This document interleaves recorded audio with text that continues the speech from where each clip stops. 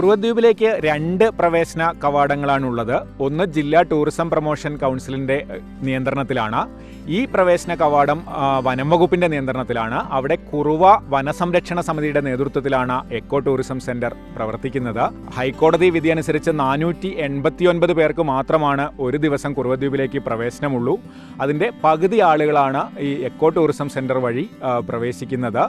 അവിടെ എല്ലാ കാര്യങ്ങളും നിയന്ത്രിക്കുന്നത് ഈ വനസംരക്ഷണ സമിതിയിലെ അംഗങ്ങളാണ്.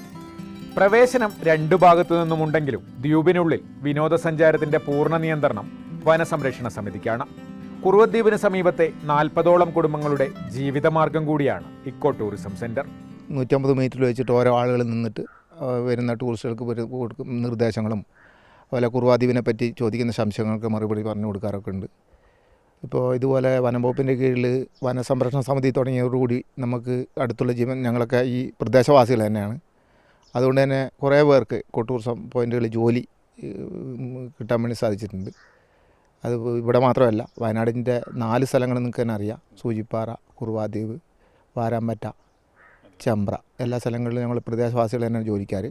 പക്ഷെ അതിൻ്റെ ഒരു ഗുണമെന്ന് വെച്ചാൽ പ്രദേശവാസികൾക്ക് ഇതിനെപ്പറ്റി അതത് ദ്വീപിനെ കുറുവാദ്വീപിനെ പറ്റിയൊക്കെ അറിയുന്നതുകൊണ്ടും ആ കാടിനെ പറ്റി അറിയുന്നതുകൊണ്ടും അവർക്ക് കുറച്ചുകൂടെ ടൂറിസ്റ്റുകൾക്ക് ഇതിനെപ്പറ്റി പറഞ്ഞു കൊടുക്കാൻ കഴിയും.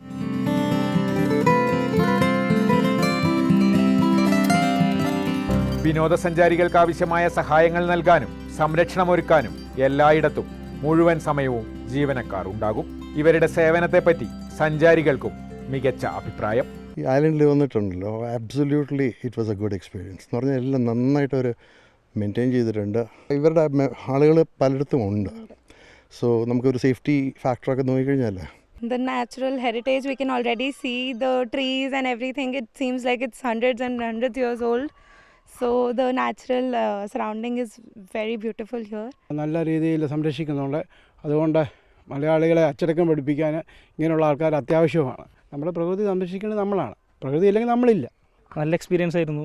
അപ്പോൾ വരാനും എല്ലാം വഴിയെല്ലാം നല്ല വഴിയാണ്. അത്യാവശ്യം പ്രൊട്ടക്ഷൻ എല്ലാവരും സെക്യൂരിറ്റീസ് എല്ലാം ഉണ്ട്. വൃത്തിയൊക്കെ നല്ലതായിട്ടുണ്ട്. നമ്മൾ എക്സ്പെക്ട് ചെയ്യുന്നതിനേക്കാളും കൂടുതലുണ്ട്. ഇനി ഇത് കണ്ടിന്യൂ ചെയ്യട്ടെ, തുടർന്ന് എല്ലായിടത്തും ഇതുപോലെ തന്നെ വരട്ടെ. കുറുവദ്വീപിലേക്കുള്ള പ്രവേശനം പൂർത്തിയായാലും കബനി നദിയിലൂടെ മുളം ചങ്ങാടത്തിൽ റാഫ്റ്റിംഗ് നടത്താനുള്ള സൗകര്യവും ഇവിടെയുണ്ട്. മാതൃഭൂമി ന്യൂസ്, വയനാട്.